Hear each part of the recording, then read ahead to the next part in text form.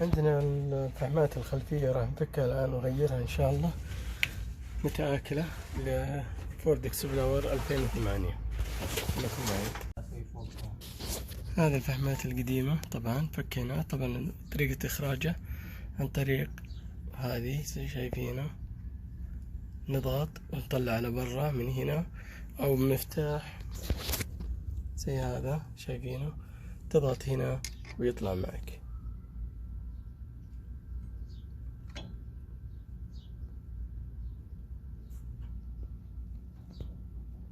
تمام، نضغط كذا راح يطلع معنا، بس ما اقدر اطلع وانا ماسك بالجوال، راح اطلع لكم واوريكم اياها. وهذه كبس.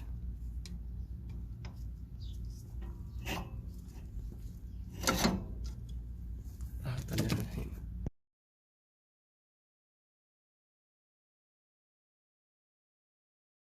مثل ما انتم شايفين، تشوف الفحمات كيف متآكلة، منتهية جدا جدا.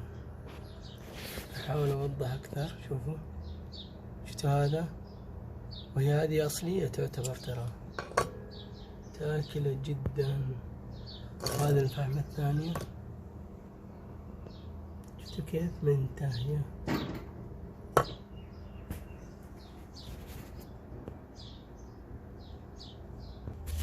كان الكفر. وهذا الفحمات شايفينه، راح بدل الآن، وفك المسامير ذي حبة 10، والثانية هنا حبة 10. شايفين هذا متآكل جدا.